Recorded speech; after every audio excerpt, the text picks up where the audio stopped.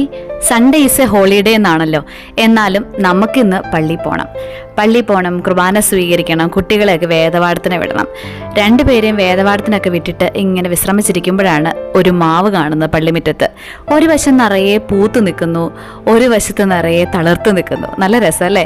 ഇതിലാണ് മാങ്ങകളും ഉണ്ടായിരുന്നേ. അതൊക്കെ കണ്ടിങ്ങനെ ആലോചിച്ചിങ്ങനെ ഇരിക്കുമ്പോഴാണ് കാക്കനാട് വരെ ഒന്ന് പോയാലോ എന്ന് ടോജോ പറയുന്നത്. അങ്ങോട്ട് പോകേണ്ട ഒരു കാര്യം ഉണ്ടായിരുന്നു കേട്ടോ. അങ്ങനെ വേദപാഠമൊക്കെ കഴിഞ്ഞ് പിള്ളേരെ വീട്ടിലാക്കി അവർക്ക് ചോറൊക്കെ കൊടുത്തിട്ട് ഞങ്ങൾ ഹൗസ് കൂട്ടനെ കൂടി എറണാകുളത്തിന് യാത്രയായിട്ടോ. ഉച്ച സമയത്ത് നല്ല വെയിൽ, അതുപോലെ ഇന്നലത്തെ ഗേൾസ് ഡേ ഔട്ട് എന്നും പറഞ്ഞ് രാത്രിയിൽ ഉറങ്ങാതെ വർത്താനം പറഞ്ഞിരുന്നതിന്റെ ക്ഷീണം രണ്ടും കാരണം കണ്ണു തുറക്കാനേ പറ്റുന്നില്ല.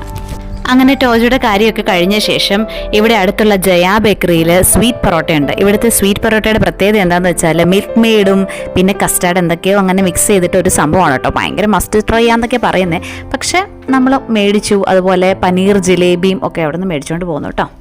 ഇവിടെ വന്നു കഴിയുമ്പോൾ ബൃന്ദാവൻ ഹോട്ടൽ കേട്ടോ. അത് കല്യാണത്തിന് മുമ്പ് അപ്പൻ്റെ കൂടെ ഞാനിവിടെ വന്നിട്ടുണ്ട്. ടോജോയ്ക്കും വളരെ പ്രിയപ്പെട്ടതാണ് കേട്ടോ അത്. വെജിറ്റേറിയൻ ഹോട്ടലിൽ കയറി കഴിഞ്ഞാൽ മസാല ദോശ അത് എങ്ങനെയെങ്കിലും അങ്ങനെ അങ്ങ് വരും.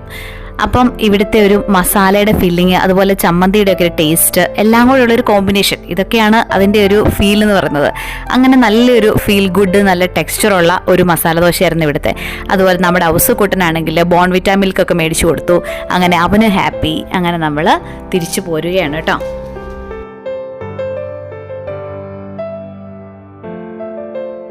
അപ്പോൾ തിരിച്ചു പോരുന്ന വഴി നല്ല ട്രാഫിക്കും മഴയും, ഇത് രണ്ടും കൂടി ഒരുമിച്ച് വരുമ്പം ഒരു ചായയെങ്കിലും കുടിച്ചില്ലെങ്കിൽ ഒരു എനർജി കയറില്ലല്ലോ. അപ്പം അങ്ങനെ ഞങ്ങൾ ചായ കുടിക്കാൻ വേണ്ടിയിട്ട് ഇവിടെ എത്തിയപ്പം ഞങ്ങൾ ഇടയ്ക്കിടയ്ക്കൊക്കെ കയറുന്ന ഒരു സ്പോട്ടാണ് കേട്ടോ. നല്ല ഫുഡ് ഐറ്റംസ് ഒക്കെയാണ്. അപ്പോൾ ഈ അവസരം മുതലാക്കി ഞാനൊരു ചോക്ലേറ്റ് ഷേക്കും പറഞ്ഞു കേട്ടോ. അങ്ങനെ ഞങ്ങൾ ആ മഴയത്ത് ചോക്ലേറ്റ് ഷേക്കൊക്കെ കഴിച്ച് തിരിച്ചു പോന്നു. അങ്ങനെ ഞങ്ങൾ വീട്ടിലെത്തി. വീട്ടിലെ കുട്ടികൾക്ക് വേണ്ടിയിട്ട് വാങ്ങിച്ചുകൊണ്ട് വന്നതൊക്കെ ഷെയർ ചെയ്ത് അങ്ങനെ ഞങ്ങൾ പീസ്ഫുള്ളി കുറച്ച് സമയം റെസ്റ്റ് ഒക്കെ എടുത്ത് ഇന്നത്തെ ദിവസം കഴിഞ്ഞു.